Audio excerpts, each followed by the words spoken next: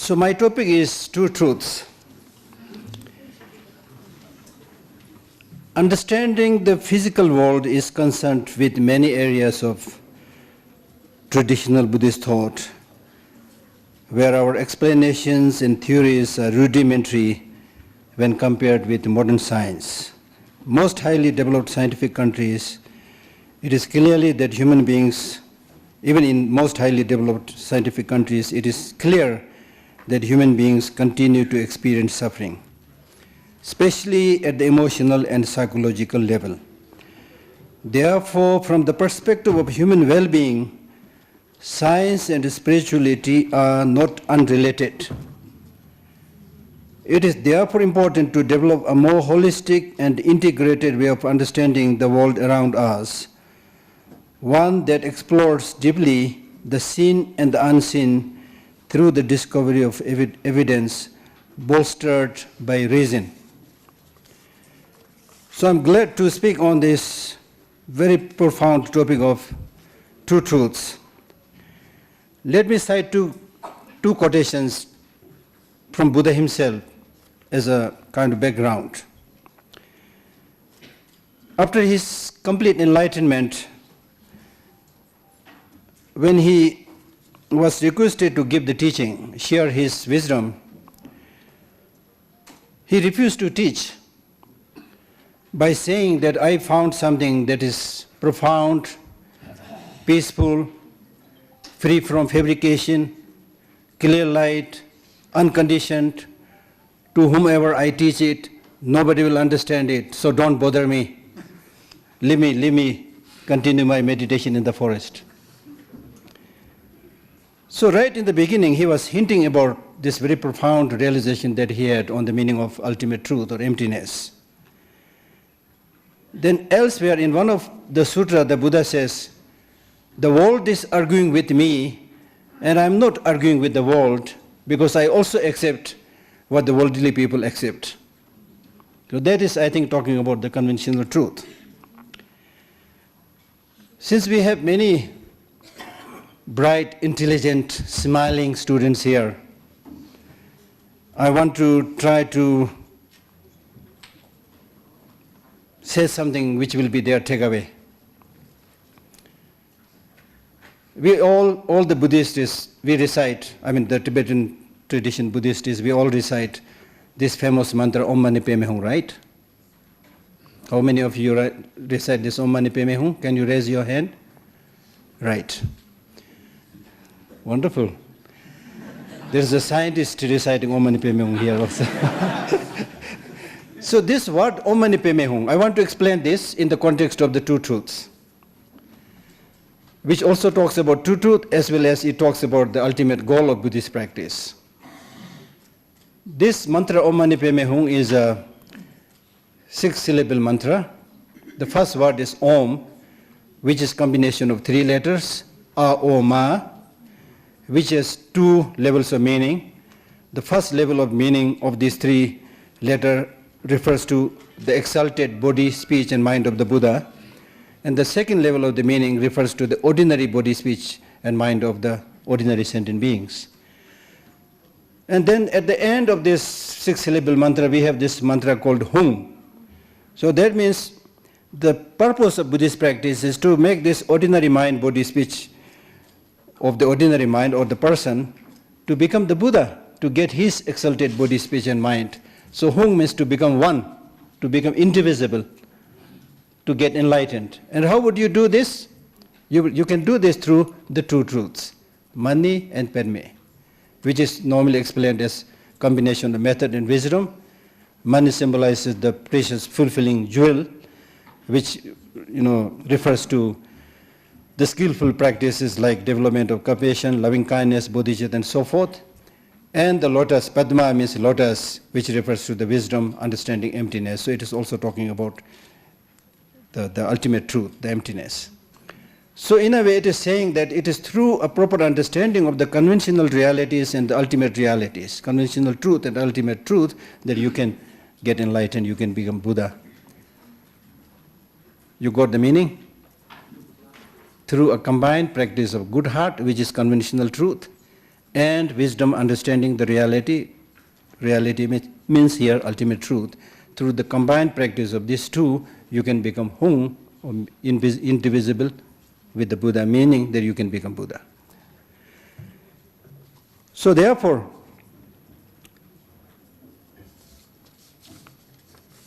in fact, there is a quotation which says that without the Buddhas give very teachings relying on the true truths. Without relying on the true truths, it is impossible for the Buddha to give any teaching. Sangye Namji Chotemba, that the teachings that Buddha gave are dependent upon the true truths. Now what is important here to understand in a more easily understandable language is that why Buddha laid so much emphasis on the true truths. Because if you look at the complete structure of the Buddha's teaching, it is a teaching that is totally based on the law of nature. It has nothing to do with the Creator God. It's not so much talking about metaphysical concepts. We do come across certain things which we will not be able to understand quickly. So in that sense, it might become metaphysical. But his whole concern is how to alleviate sufferings of sentient beings. That is his focus. Now the elevation of sufferings is possible by understanding the way things are, the law of nature. So law of nature, when we talk about law of nature, he explains law of nature by explaining the true truths. Within the law of nature, you see two things. One, the countless varieties and forms that you see, which is the conventional truth. On the other, there is a deeper reality. So I'll go a little bit more into this later on. And then if you also look at this word, the Tibetan word chu, and its equivalent in Sanskrit is dharma. Dharma also basically means law of nature. Dharma actually has 80, 70 different connotations. For a more core Buddhist practitioner, dharma refers to nirvana, liberation. So whatever practice that is targeted to getting liberated, that is really in the true sense of the term, dharma practice. But in a much more universal kind of conception, dharma basically means the law of nature. So it is by understanding the law of nature that you are able to remove your sufferings and you can regulate your emotions and so forth. So at the very outset, I really want to make it an important point to say that Buddhism is really very much related to understanding the law of nature, and that makes it so compatible with the scientific process of study. Okay? And it is in this fact, Buddha also made a comment by saying that whether the Buddhas come into this world or not, the ultimate nature of everything is emptiness. Meaning that emptiness is not something that Buddha invented. It's the way things are. It's the way things are. Impermanence is the way things are. Suffering is the way things are. Then why we need to talk about it? We need to talk about it because even though it is the way things are, we are not able to understand it. Because of not understanding it, we are unnecessarily suffering. So it's in a way saying that if you really understand these many facets of reality, you don't have to suffer. And there is a possibility to completely eradicate suffering. Okay, so that is the point that he is making. And then, having refused to give the teaching right in the beginning, saying that what I found is something profound, peaceful, and so forth, then the celestial beings and human beings, when they made repeated requests to the Buddha saying, yes, we all agree that what you found is really like a special nectar, difficult to fathom and so forth, but among us human beings and celestial beings, there are some people who are a little bit intelligent. So even if they are unable to get everything, they will be able to get a little bit. So please share your nectar, share your wisdom. And then when he was repeatedly requested, then the first teaching that he gave was, again interesting to note this point, the first teaching that he gave was not on emptiness.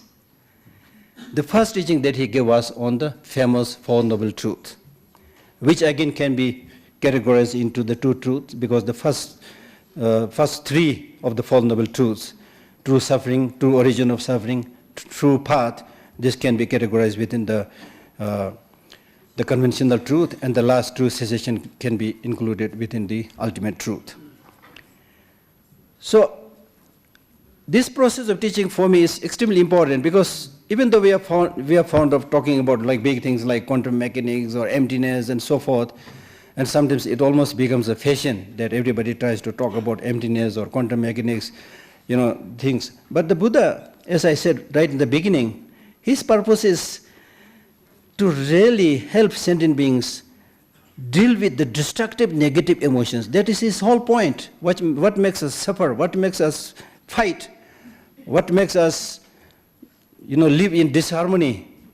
All this is because of the turmoils, turbulences created in our mind by the negative emotions. So if your knowledge is not addressing these problems, it is just dry intellectual exercise. It's not going to help you. You might get some salary and things like that, but it will not address the core human problems. I was quite recently reading a text by a very famous Buddhist Tibetan teacher, Kongtang Tempe Dome,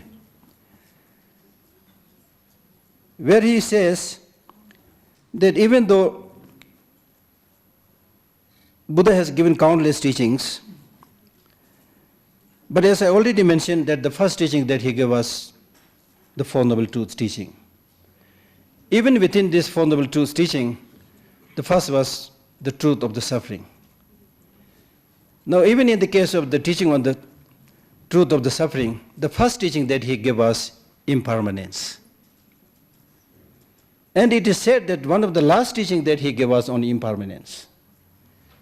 And this is for me so crucial, because if you really don't understand this transient, fluid, impermanent nature, you're not going to make a move. You will keep on building your nests and plan to stay here forever. This reminded me a story, an old Indian story, where there's the story of a person who lived 1,000 years. And during his life of 1,000 years, he had married 100 wives and had 100 children.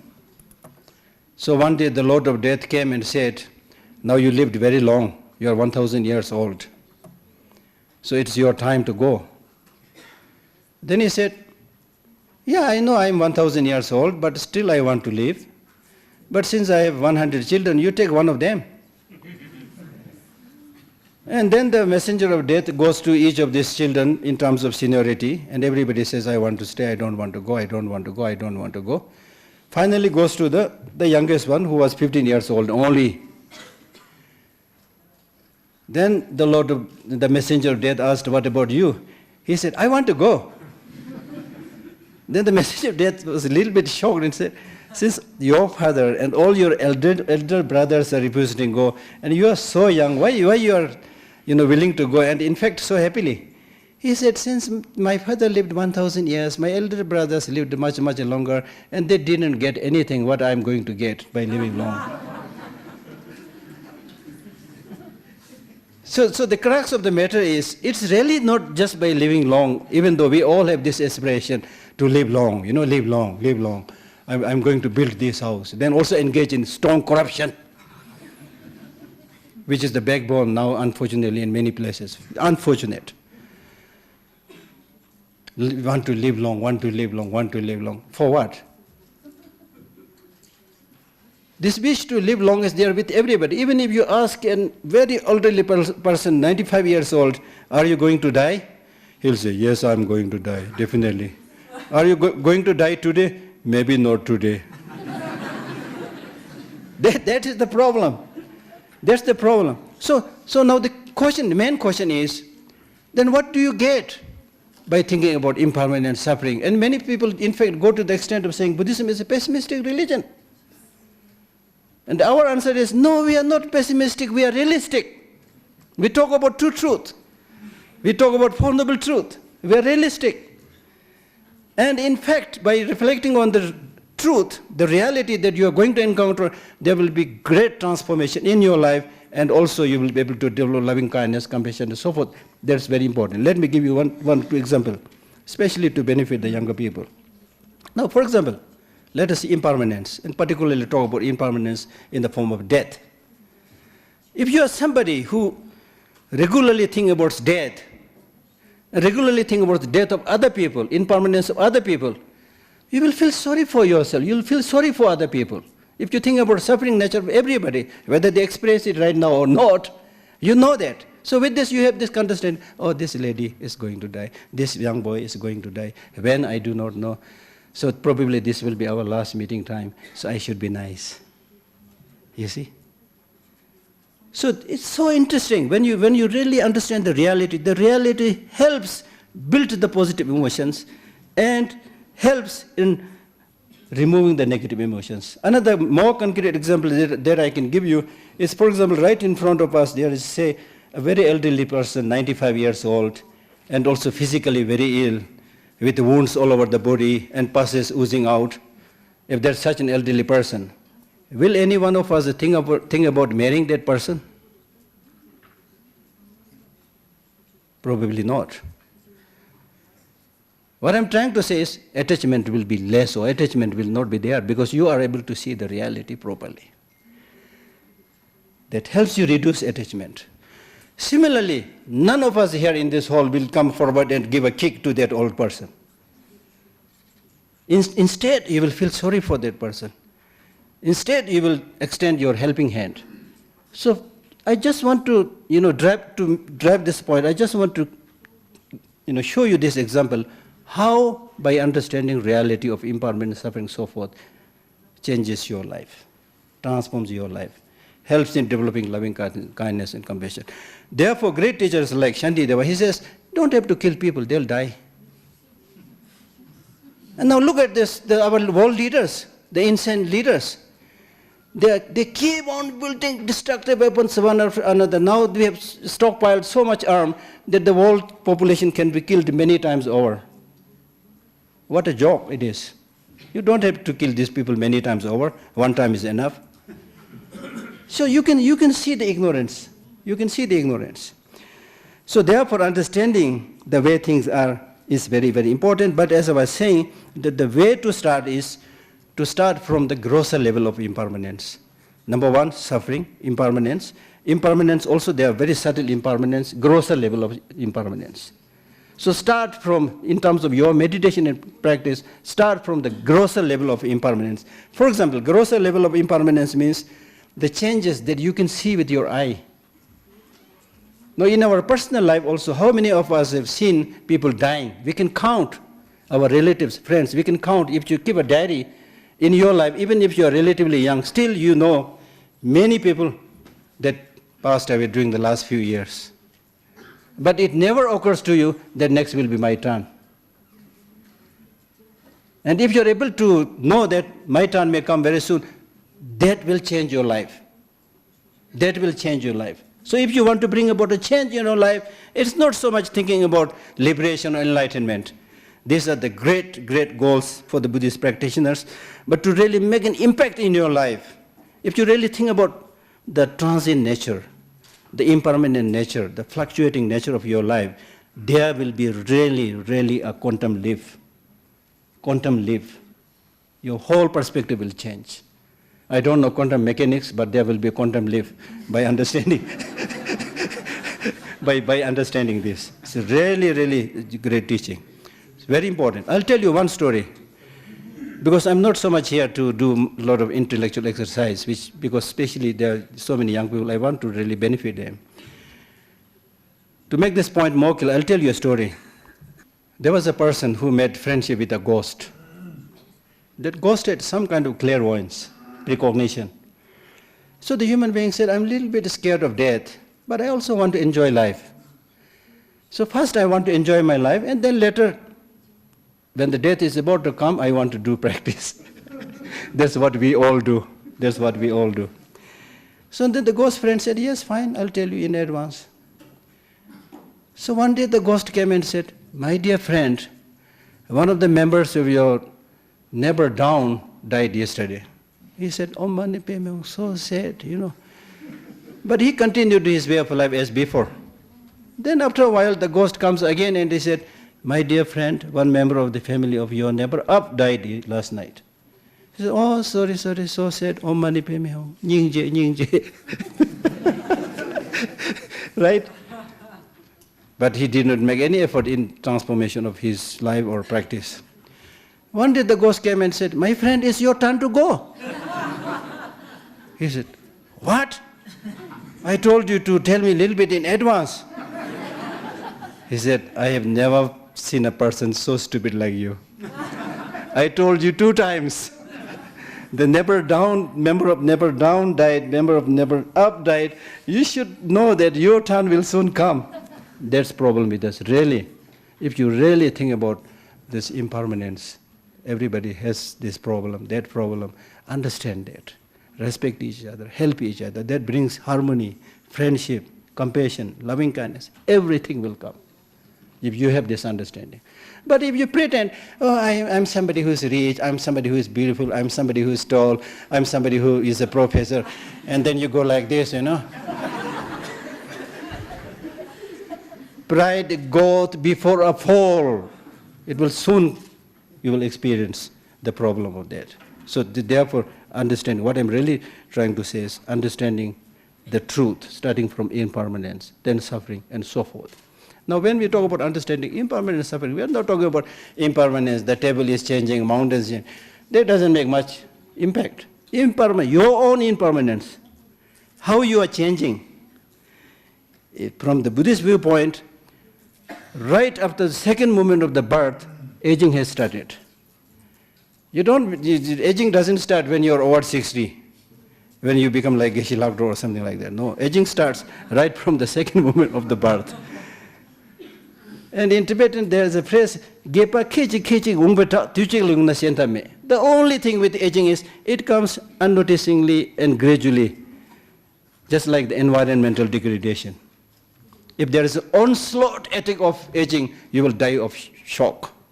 For example, you go, very handsome man or beautiful young women, go to sleep, next morning you get up with white hairs, wrinkled foreheads. You will die of shock.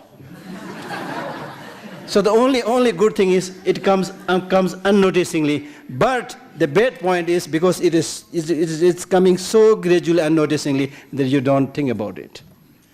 Don't think about it. So therefore, when it comes to transformation of the mind and so forth, it has to be done when you are active, fresh, and young, not when you have nothing else to do. Because sometimes in the society, Tibetan society and also many Buddhist societies, when they did all the worldly activities and failed or succeeded, whatever, when they have nothing else to do, now I'll do dharma practice. Stupid. How can you do this great, lofty, sacred Buddhist practices when you are unable to achieve much success in the worldly affairs? So that is wrong. That is wrong. Okay? So therefore, that is the process. Now let me say a little bit about the main topic, the two truths. I will explain this primarily from the point of view of the highest Buddhist school, Prasangika Madhyamika view.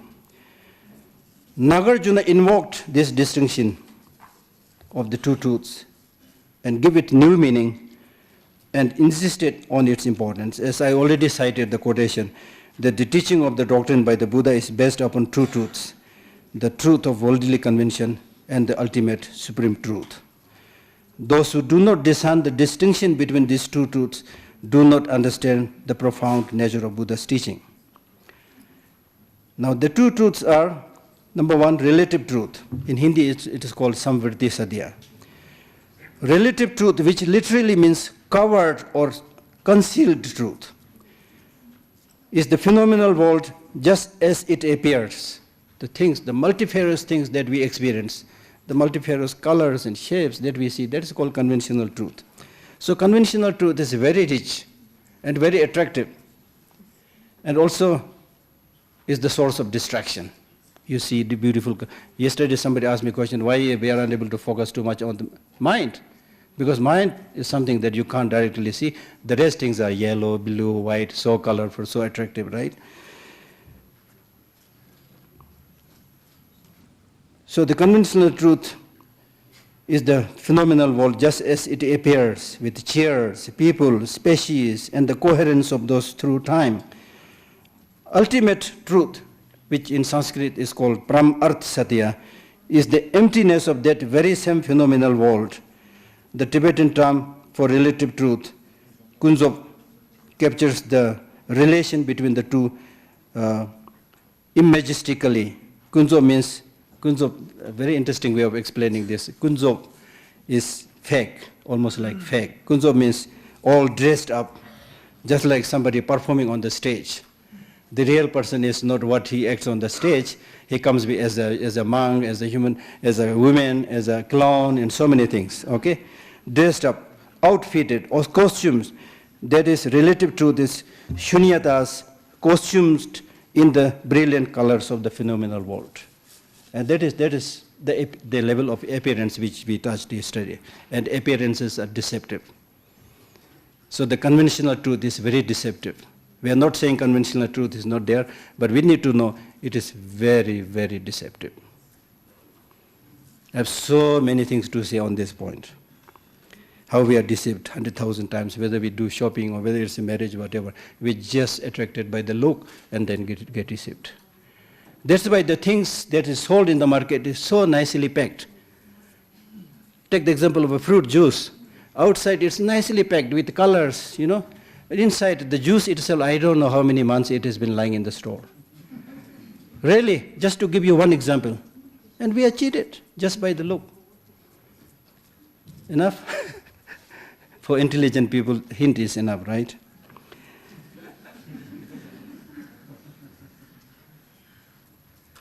So this distinction between the truth is not intended as a metaphysical theory of truth, as I mentioned earlier. It is a description of the experience of the practitioner who experiences his mind, its objects, and their relation as codependently originated and thus as empty of an actual independent abiding existence.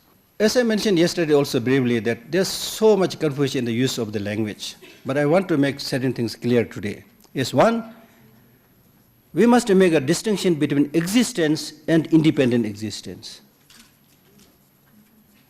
and non-existence and lack of inherent existence. So what we are saying in the context of the true truths or even otherwise is, existence is there. As is designated by the mind, existence is there. That is the conventional truth. We are not saying that there things do not exist, the food is not delicious. We are not saying things like that. Existence is there.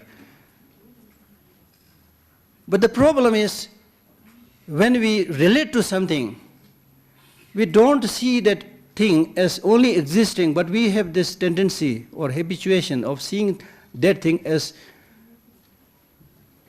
100% beautiful or 100% ugly. We have this tendency to exaggerate.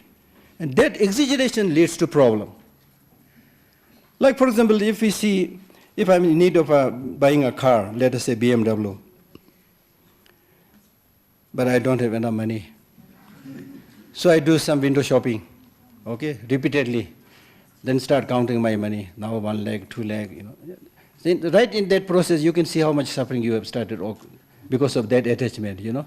You have to walk like a donkey to buy a BMW, right? Suffering already started. But still, because of this obsession, attachment, you just almost every day you go and do window shopping and then count your money. So you have not bought that BMW, but still because your mind thought, I will possess it, I will own it, I will buy it, already that BMW looks beautiful, much more than any other car. And then gradually, having walked like a donkey, when you have earned enough money and have bought this BMW car, you got so mad with it, especially on the first few days, which I call honeymoon period. You don't want anybody to touch it. You make sure that it's covered, so dust doesn't collect on it. Things like that. You can see the problem. But then the reality will very soon show its face. So after a few days, you start saying, oh, I made a mistake. I bought BMW car a little bit earlier. There's a new model. There's a better color. There's a better shape. That is how we keep on updating the external thing. iPhone starting from 1, 2, 3, 4, 5, 6, 7, 8, 9, 10. I jokingly tell people, you're very good in updating these machines, but when was the last time when you updated yourself? Yesterday somebody said, The brain, even Einstein couldn't use brain much, could not update much. so think about the rest of us, you see. So that's the problem. So what is being said in Buddhism is update yourself, not so much about the external machines. The reason is, unless you develop a holistic, compassionate, realistic perspective, all these so-called facilities, all these religious practitioners, religious traditions, it is really not sure whether you will be using this as for constructive purposes, destructive purposes. Just like a small kid made to ride on a wild horse.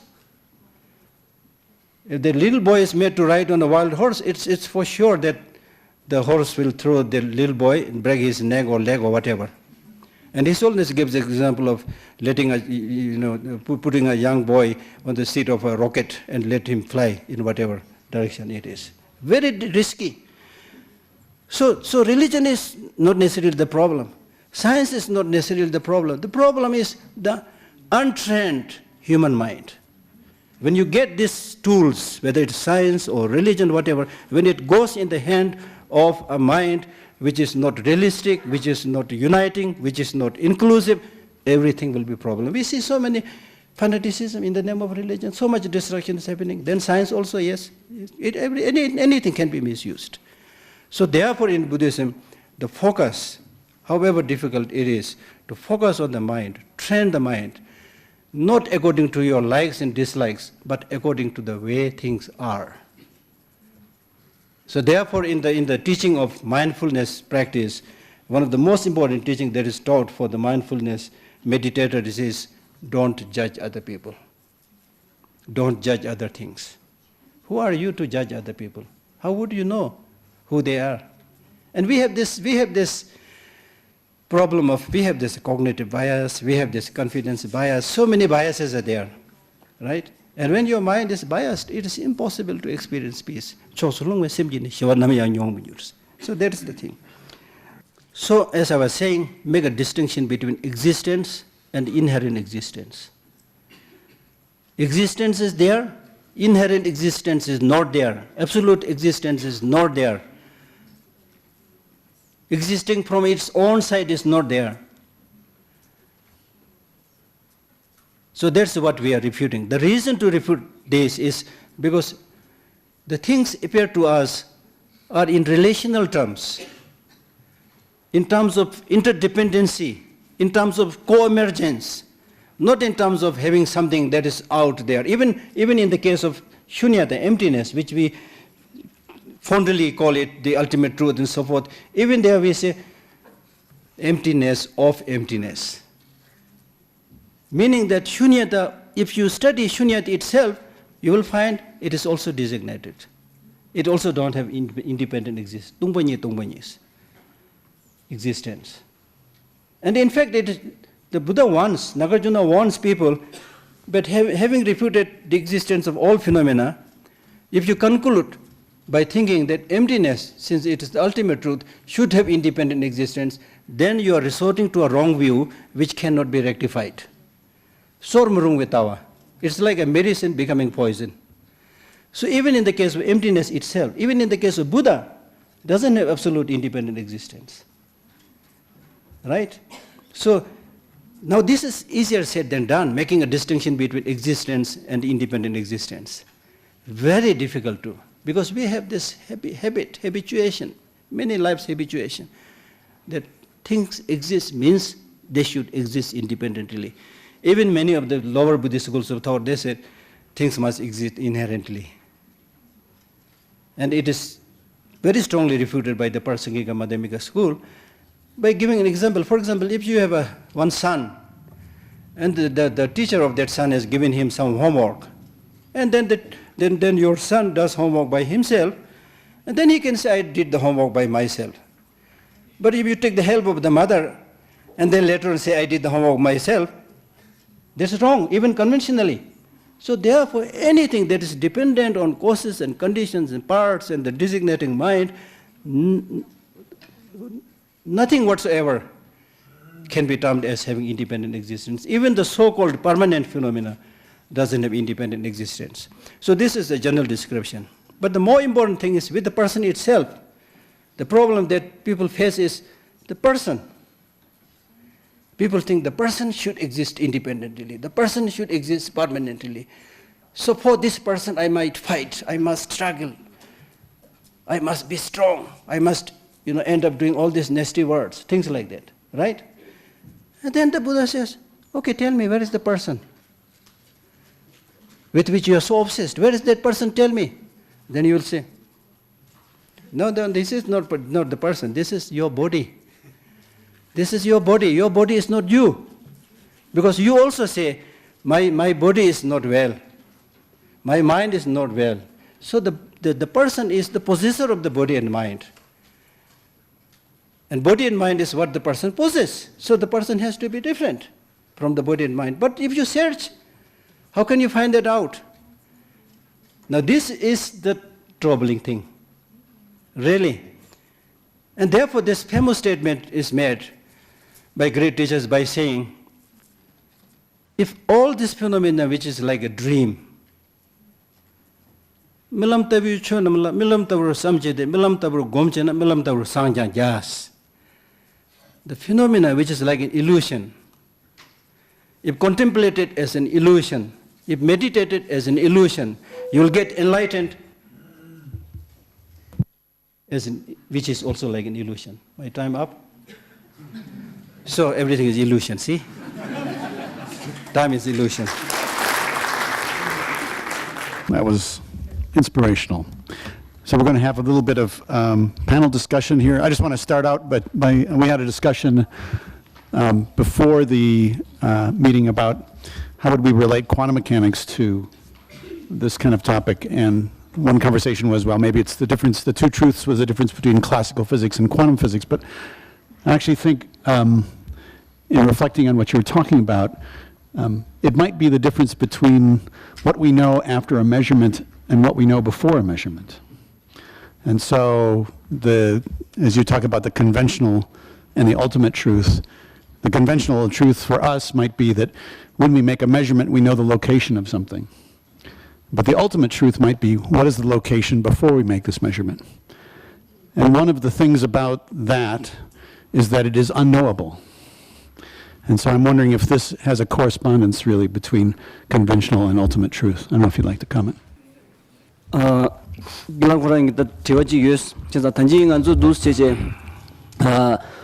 Tsungdu mazo ngol la geje she di du tsambala ane nangju ki nanglo she de ki ane demba ni di tanda ngomkham sere ki nanglo la suigin ki ngomkham sere da ane tanda tsedu ki ngomkham sere ni paso ane dago yosare se ki geje chongsong si imbi na ya ta tanda geshe la ki en dus se tamshi dus ni du tsambala ane dine rang isa mares tanda di khado dus la vin benang du thadu tsedu ngomkham rekbe ki nanglo la ane tse je chawe ki jela ane nejun thong de di ane tanda kunzup demba doche tse manjewe ki ngola ani karyoresia di ani thandam demba doche imbek so doche ngara tsoa den shile sons ta digana shi tse manjewe ki ngola karyore special ngobuchi ki khosata wimbena khande joresia di ani ngazu ki ngoyo nisula haku tubru maimba ha komido be ki ani nedanchi le shagiyores tse manje ki phardula chazata di ani thandam demba doche shawimbena ani gelakirang ki ditola ani dawe chan thungdo samju khande yes.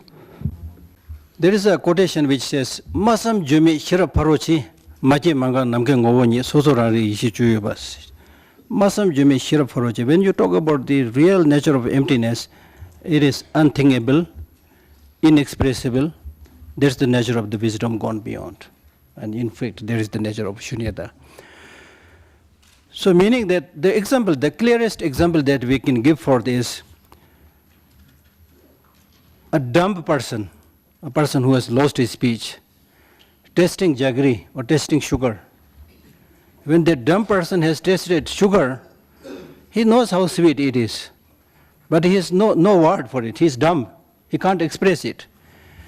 So therefore, it is said that when you really experience it, the real direct experience of shunyata is something like that. You can only experience this. You can explain a little bit, but you can't explain exactly how it is.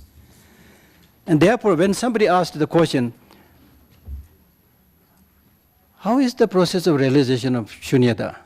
Then answer was, how is the process of realization of space? Because when we say space, it's just mere absence of obstruction. Similarly, when we talk about shunyata, there's nothing that is affirmed. It is mere abstraction of independent existence, mere absence of independent existence. So something that's really, really difficult to explain as it is unless you yourself experience it. So there is a similarity, yes. Thank you. Do we have questions here from the panel? Yes, Ian? So I took a little something different from the conventional truth versus ultimate truth. And it relates a little to why I'm a scientist. So I see conventional truth, to me at least in the scientific sense, as being what I just perceive on a daily basis. But as a quantum scientist, the ultimate truth I know is very different. The world of quantum mechanics is what kind of governs a lot of what we see, but it's not obvious, and it's not directly perceivable by my senses, but I can get at it through investigations. So that's actually I have two comments. So that's comment number one. Maybe you want to translate that? Ta ngarangi danda dembani de tada ani ging korangi tanda tadanda dis manda chadeshas jaza nga dus nye yung du zambala ani tendam ki dembasia di khat chai dus la min bena ngarang su namsha jun du ani nyire ki sobe ki nanglo la ani nyongwa khariyebe ngobe ki nilu dan jebe ki nyongsu khariyebe tendre chigla ani shagi yebe ki sodo shitus jaza ta achik china nge samu tanda di nga chedung kham rekwa wa jik imbe ki gyumzani teni cherik ba ji imbe ki gyumzani teni samu tanda tendre chi yungu yu geres 대가나시다 던담 덴바시아디 아니 지가 체둥 컴릭베키 아니 네단다 디스 데단다 다우예베스도 스티나 아니 가조 체둥 컴릭바시아디 카레슬라비나 체둑 림발 예베키 아니 니주 딘주키 아니 가조 지가 남샤 준 통데 니주 딘줄라 아니 대와요데 땅 간디스 우마망스야 딜라 땅진 지기어디 임베나야 아니 체둑 림바디 가조 우스 코나 테가 아니 통토비아다 뇽토비아 아니 데시게 아니 카보차디기 와송자 아니 dinge dosh tung dus chata di tola samju songo chis di chikins. My next comment was that, and it's kind of related, again, why am I a scientist? And I was thinking about this from some of the questions yesterday and what science brings to the world. I am a scientist because I want to know how the world works. So I guess I see it a little bit, to me, if I understood correctly, and maybe I didn't, but if I understood correctly, to me, science is a little bit, I guess, like, and I don't want to say anything to offend anyone, I think it's a little bit like Dharma, maybe, to me. It's like a spiritual practice. It helps me to make sense of the world, and yes, ultimately to hopefully reduce suffering and increase compassion. But I'm trying to get at the ultimate truth, and that's what I'm doing as a scientist. Jazada ngarang samjun jius samjun tat niwadil. Di khares lavi mina chikchina ngara ani cherik baji kharchini ani chewaresia dida ani dewa yusigres. 세릭스야 디 가진 장그 요레스야 디 가상은 주 계좌 중소스 제자 디 가진 장그 요레스 두 잠발라 아니 싱의부키 아니 니룩시네레 우유 니수 카리 임바디 아니 셴도 요양게 체둘라 아니 간주키 세릭스야 디 랑랑치 요레스 세릭 중 요레스 아 디가나시다 삼 딘레크토는 삼무당 유두 잠발라 찍치나 아니 녜기 아니 serik sia di ane ta nangchu dharma line thani de peji shi dong nangchu sigro ta dende chigla dida chigba res lavin bene ya ane chita orang samchu dine ro chai du chigba insa res sam gudus khajin lavin bena serik ki ane miyu di ane shingu bu ki oyu ne su ne lu hye bezu tapshi de miyu di resha di shembe ke tone ane nga zu chig dungye nyur tang yu ne sigi re kangye nyur tang yu ne chig dine che thup gu re samya chig da dine che gu re samya ki ane yeje de yo sonza ta chigba res lavin bena ane madeya shira yosamares. His Holiness in his universe in a single atom clearly mentioned that monks studying science should be considered as a part of their spiritual practice. So what you are saying is correct. But the one point that I would like to make, at least from the point of view of Buddhist practice, is whether any activity, politics, religious, science, any activity, whether it becomes spiritual or rather religious practice or not, is very much dependent upon motivation. It is not just because you do something you benefit other people. It's good, but that is not the demarcation to say that you are doing religious practice. For example, at 12 o'clock or 1 o'clock we'll get lunch. Okay, by eating that lunch we'll also get benefit. Our stomachs are full, we feel happy if you are especially hungry. But we cannot say that the food is practicing religion, although we derive that benefit. So whether your practice becomes a religious practice or not is very much dependent on the motivation, the wish to benefit others. Tanda Kurangi tanda de sungye de seri begi cheship chene ta quantum physics ta dinde ngal cheba mangbo chene jigmela phendo yungde ta dinde chane any chul tangi hamba jaba daw chagre de chul daw chi chagyo sar samgdo skora sungdo mil phendo tende yujires yin chul do mendo si de kunung la ra le res kunung pha phendo che samlo meba chene phemba samje ge chul do yomares penasa chana nigung thogo do ni nigung khala sa yung de phendo thogro was rwa tokbe kange de segrwa ina di khala ge chue cheba ge sig marwas oje du ta kunung la ra le res phendo ma do se de ngazo ta nangjo ina dile lawa kulung mangbo ku Aria?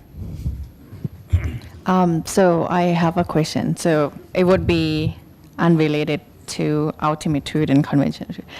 So it's related to your story about like die or not die. So you use an example of like people want to live longer, right, and so on. But what about the opposite? I mean, there are people in the world that think that, oh, life is just useless, and why don't I just die now instead of suffer through? I wonder what is going to be your comment about it. Morangi tiwa di tanga tong tanda dembani da dende jawa mes tiwa di ane tiwa na shi Geshe Lhakdor tanji drum ki nanglo la midin so chika ta gengo imbe na tsereng bu tandu dendu yoye ki ane kame duzo drum duzo she na sons ina zamuli na mikashi kari yoros lavi imbe na gengo macha ngoy na ta dene chua midus tanga tandaran shi shegi samya dende yorwas cheta ta ane dende kutoni ya kunzu kangi mangu tiki yordi tor kirang kunzu kari yoros. Leo Tolstoy, the famous Russian writer, he wrote many books, and we become very old. People were paying less attention, and he got, depression. To such an extent, he thought of killing himself. He used to sometimes go to hunt, rabbits. So by carrying a gun, and then he thought, now I should not carry the gun because there is a likelihood that I might use that gun to myself. Then he started searching, as you are asking, a little bit like that, the meaning of human life. Then he found 4 categories of people. The first category of people are the majority of the people who don't really think about meaning of human life. They just go on, go to their work, get a little bit of their, money, whatever, food, and then play with the children, look after the children. That's it. They live very happily, even with bare minimum facilities. Then there's a second group of people who think about the meaning of human life. Then they, as you mentioned, they think, oh, at the end we are all going to die, so there is no use, just kill ourselves. So they hang themselves or jump from the roof or whatever, they kill themselves. Then there's a third group of people who say they also, explore a little bit, and then about the meaning of human life. They also find that at the end we are going to die. So now is the time to enjoy. Do anything you like. Have fun. That's what many of us do. The third people. Then Leo Tolstoy says he was not brave enough to commit suicide also. So then he started thinking, then he found finally the best way to discover the meaning of human life is to live like the ordinary people. Not asking too many complicated questions, just enjoy the moment, you see. But that is just a hint, not answering directly your question. But the important thing is, the fact that one day we are going to die is not a reason that you die today. And that's why I told you this story of somebody living 1,000 years still not fulfilling. That doesn't mean that you commit suicide today. And also that also shows that it is not by living long, but how you live that is important. So if you live your life meaningfully, even one day is very, very important. Unlike animals, human beings have such a wonderful human intelligence. And especially if you use this intelligence for, positive practices, then even 1 hour living is very, very precious. Just mikashi ya jumze kharil dena suzu ta jinu mudene chomundu suzu suicide chigi sigin dene duwa se. Duzul ta tabki khariyor se dene da chik duwa. Ta tichi du ti ta misi samlo dangda res. Mikashi ta mi tamani here chomundu rangshi japcho sigin rikzi yore. Gashi ne misi tamani here sha ta tanda ti ta khari na ches nawa chiboche ta tab sigduwa kashi. Ta tab gore shin here labduwa. Diye de chome ore se gore. Ta khari se na 그 니마직 히 인도대가 상상의 히세디 잡종 계절에 로그메 계절에 여러분 다 마시 버드 강투도 소소 토대진이 데네 단들 류덴데 미 류덴레마도 키 류덴 소로 딘데 삼로당 마시게 바죽 류덴 소 딘데 마르와 남주 요딩에 딘데 주도 디 양시 레로와치네 토예메바 디 토바 딜라 에네 소소게 니마레레마고 추조레레 나레이나 레 상부 수강게 제마도바지 다 개베 삼로 마당 이네 소소 따치당기 여럽토니 기부당다지나 기부당 히부지 고갑 여러 데디 마제네 에네 디 시시와이나 에네 신이 메와 차는다 야 지금 봐 말미 히바나시 다 소소소 소제나 소제비 디과 여러다 딜디네 제바치마 양고로 시게자 망고 여러 디지디다 두서 제다제나 초메오레스 다 두서 에네 겐데 코리우다 단다멘tal 라리그와